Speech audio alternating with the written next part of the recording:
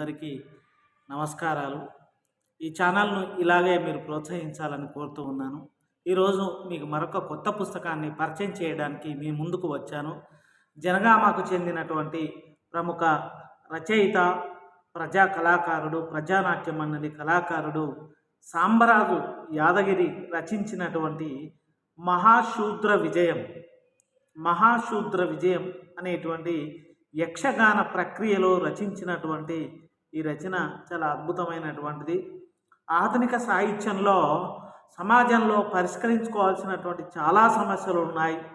ఈరోజు కులం అనేటువంటిది సమాజంలో ప్రధానమైనటువంటి రాజకీయ ఎజెండాగా ఉంటూనే అది ప్రధానమైనటువంటి చర్చలోకి రాకపోవడం ఈనాడు సమాజంలో, సాహిత్యంలో, రాజకీయ, సామాజిక, ఆర్థిక విధానాల్లో ఎంతో ప్రధానమైనటువంటి పాత్ర పోషిస్తున్నటువంటి కులం.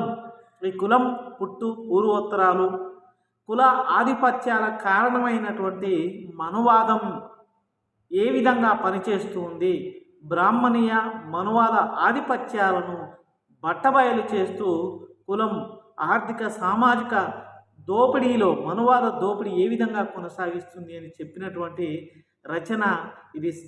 సాంబరాజు యాదగిరి రచించినటువంటిది మహాశూద్ర విజయం.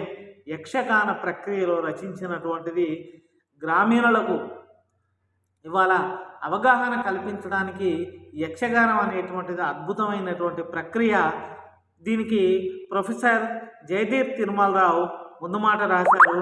అదేవిధంగా తెలంగాణ ప్రజా సాంస్కృతిక కేంద్రం కన్వీనర్ జి రాములు గారు కూడా ముందు మాట రాశారు. అదేవిధంగా ప్రముఖ కవి విమర్శకులు స్ఫూర్తి గారు కూడా ముందు మాట రాసినటువంటి రచన ఇది. దీన్ని మన అందరం కూడా చదవాల్సినటువంటి అవసరం ఉన్నది. ఈ యొక్క శ్రామిక వర్గ నిర్మాణంలో కులం పునాదులు ఎట్లా ఉన్నాయి, సమాజంలో కులానికి మతం ఏ విధంగా వెన్నుదన్నుగా నిలుస్తుంది, పాలకుల చేతుల్లో మతం ఏ విధంగా ఆయుధం అవుతుంది, ఈ ఆయుధం పీడిత అట్టడుగు వర్గాలను ఏ విధంగా దోపిడీకి గురి చేస్తుంది అని చెప్పబడినటువంటి రచన యక్షగాన ప్రక్రియలో చెప్పింది. తప్పకుండా మీరు కూడా చదవాలి. ధన్యవాదాలు.